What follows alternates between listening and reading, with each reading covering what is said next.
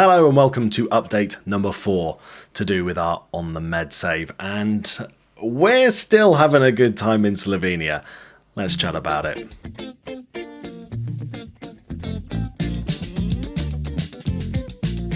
So, as you can see, at the end of Season 2 in Slovenia with NK Dekani, the scoundrels, those lads, we managed to finish 4th, which isn't too bad. We managed to get ourselves Conference League football. I believe we're going to be entering at the second round of qualifiers, but more on that in a moment. 60 points, I mean, a big 20 points behind league winners Koper. Funnily enough, that was the other option that we were going to have in this country. It was either between Dekani or Koper. And really, the whole plan to start with was to be Koper. But then I actually did some proper research and we found Dekani. So, good. But yes, and this is pretty much how we lined up towards the end. Now, I know what you're thinking. The last video that we did, I spoke about how we weren't using the hammer anymore. We were using the Rochdale formation, the Dekani Dale ball, which is a 5-2-2-1. And we did use that for a majority of the season. It did really well for us. I must say, it was a very, very good formation for us. However, on stream, towards the end of things, just as we were wrapping things up, it was kind of like, look, we've lost a couple of games here. Shall we go back to the hammer and see if it, see if the players, find it any easier now? And funnily enough, it went really, really well for us. And we had some really, really good results towards the end of things. And I think it was just the fact that it just needed some tiny little tweaks. So before, if you remember, we had 2 advanced forwards, but we changed that to an advanced forward and a pressing forward. And this combination, actually, especially in the last few games, Jukopovic and Saspot, Nick Fortuna, really, really good pairing as they were before. But that kind of setup with the advanced and the pressing forward actually sort of worked out a little bit better, especially with those double Mazzalas that are sort of sprinting all over the place. You can obviously see everyone's on holiday. We are at the end of the season. But let's talk about those last run of games. So where we last left things off in one of these update videos, I believe it was around December time, might have just been just before December. And yeah, form had picked up, things were going well for us. Occasionally we had these losses, we were conceding a lot of goals in that formation. We conceded a lot of goals in all of our formations, to be fair, which is one of our bigger issues as a team. Lots and lots of goals conceded, so defence is one of those things that drastically needs fixing. We'd have like a 3-2 loss to Bravo here. And if you look at the stats, like, we weren't the worst team. It's just our defence was just very, very leaky. They weren't like, penalties. They weren't set piece goals or anything. It was all from open play. So moments like that went great. We got absolutely humbled by Celje at their place. 5-2. My word, what a game. And then, as I say, outside of a couple of wins, we had a couple of dodgy league losses there. And that's when we decided, look, we've got the cup semi-final coming up. Should we just try the hammer again? We chose to do the hammer, and my God, did it do the job for us really nicely. Again, the only game we lost in that last run of things was against Celje again, but it was nowhere near as bad as the previous meeting, only a 2-1 loss, so I don't mind that too much. And yes, spoiler alert, it's right there, but we did manage to win this year the Slovenian final of the cup. Boom, right there. We won the Pokal Pivovana Union, which I believe is a beer there from what Ziggurat has told me. Not a beer fan, but lovely. We've won the beer cup. That's nice. Let's have a little look at that game. So yeah, if you look at the stats for in-game, it was, dare I say it, Koper definitely deserved to win. It pretty much looked like things were going Koper's way. They were pretty much dominant. Again, like I say, the stats show that. But then in the 113th minute, Koper's goalkeeper got injured and they were forced to play one of their centre-backs in goal. And the rest is history. We managed to win the cup. And I believe that was the first time in Dekani's history that they have ever done such things. Yes, it is. It's the first time they've ever won the cup. So amazing that that's happened. Still one of the favoured personnel. Wonderful to see. Some of the outstanding performers from this season, I mean, a lot of respect's got to be given to Adam Jukopovic. He's done fantastically. We got in some really, really solid loanies. This guy here, Gaspar Vadeb, love having him in on loan. I mean, if there was some way we could get him to join us permanently, I would be pleased beyond belief, but I have a feeling he's not going to be not returning to us, because I imagine, we don't have money. We have literally no money. And who else has been brilliant? I mean, Jesus Christ has obviously been a solid player for us throughout the campaign. Saspot's been decent. He dropped off a little bit, maybe when we went to the Dekani Dale formation. He wasn't as prolific during that, but he's still been good. Nick Detitz has been fantastic. Dervishevic, a big fan of his.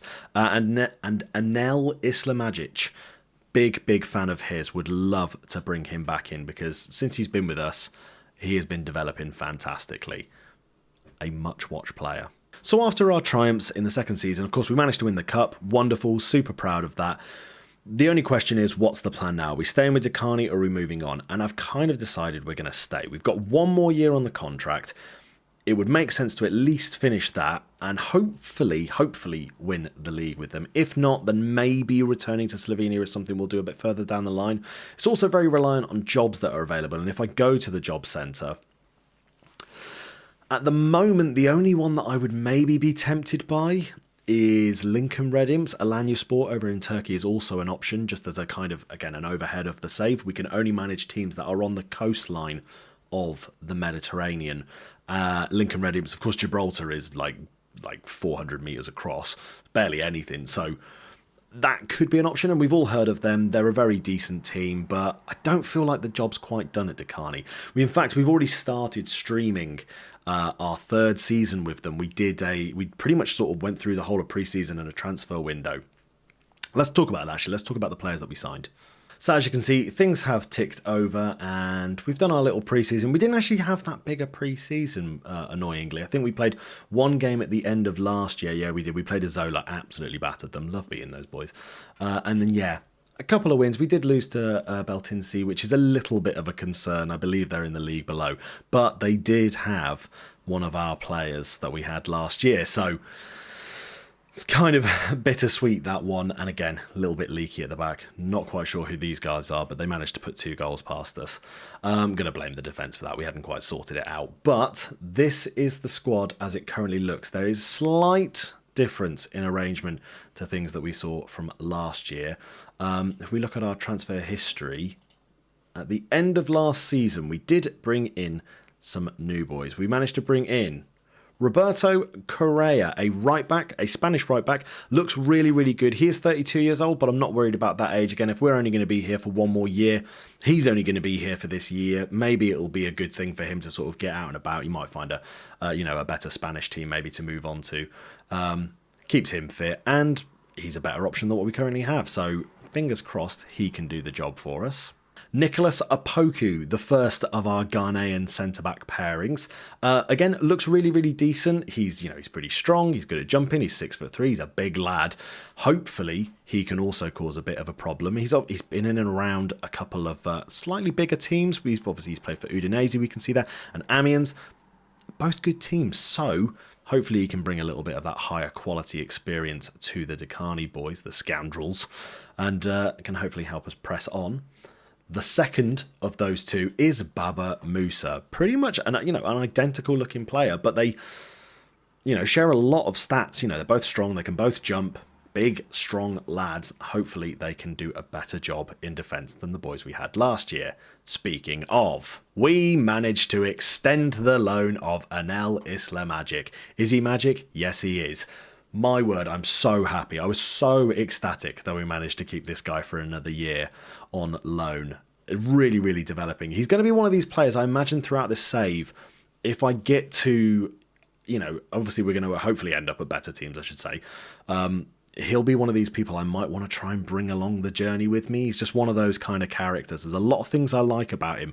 He might not be, obviously, he's not going to be, if we end up somewhere like Barcelona, he's not going to be joining us there. But, if we're at a second-tier Italian team, maybe he'd do the job for us. So, big fan of this guy. Hopefully, we'll see a lot more of him. A couple of other players we managed to bring in. We got in Marin Chalisic. I hope I'm saying that name right. A young chap on loan from Hajduk Split. A possibility for us to be managing maybe in a few years' time. So we've already setting up some nice relationships with him there. Very, very fit player. Again, pretty tall, 6'1". Very, very solid player in the middle. He's going to be doing that half-back role for us. And I just think he's going to be a really, really, really, really good addition to us in the middle. Hopefully can do a good job for us. And the last player that we have currently brought in is Gaba Dobrovolich. Again, really hope I'm saying that name right. Again, a little bit more experience at the back.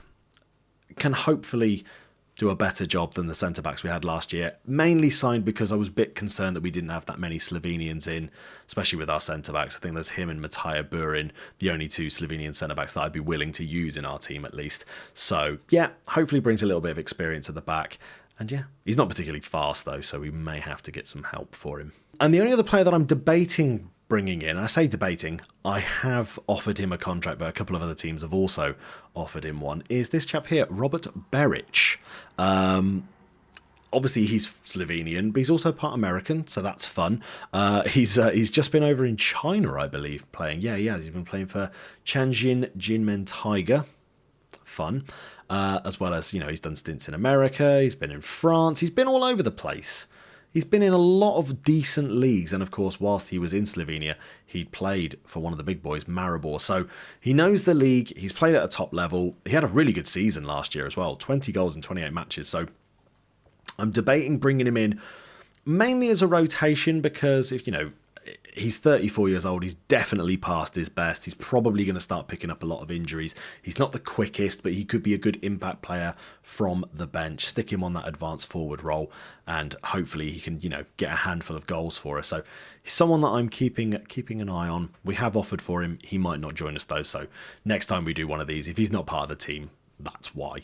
And going into this season, we will be continuing to use the hammer. I have kind of already picked what I would like to be my first team for next year. A pretty common affair. We recognise a few of these names, I would imagine, but just to kind of go through it, we've got Jesus Christ in goal, Correa, new boy, jumping in at right back, with the two new centre-backs, Musa and Dobrovolich, both being our new centre-backs, and Hunky Dory over on the left. Chalisic, the new Croatian guy, once he's back from his international duties, he'll be sitting in that DM role with Islamagic, Dervishevic and Nick de Tits in the middle. And of course, the wonderful pairing of Nick Fortuna Saspot and Jakopovic up front. Fingers crossed, we've made enough of an improvement to this team that we can actually be a bit of a threat in the league.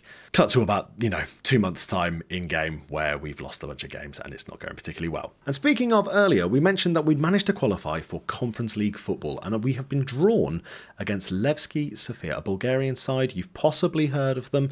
Very, very prolific in their own league. 27 league wins and 26 cups to their name. I imagine these guys are going to be incredibly difficult if we somehow make it past them and get a bit further in the competition. All I can think is it's going to save our finances because they're not great. It's normal for me, okay? I don't do well with finances in this game. So that is the wrap up. That is everything going on with the club. On to season 3 with NK Dekani. Hopefully we have a really decent league campaign. If we do well in the cup as well, brilliant. And if we somehow make it to the league phase of the Conference League, I will be ecstatic. That's all from me though. Look after yourselves. I'll see you in the next one. Hopefully I'll see you on stream as well. If you want to check out all of the events going on in these recap videos live, it's over at twitch.tv/dboyplays. Anyway, I will see you in the next one. Look after yourselves. Laters.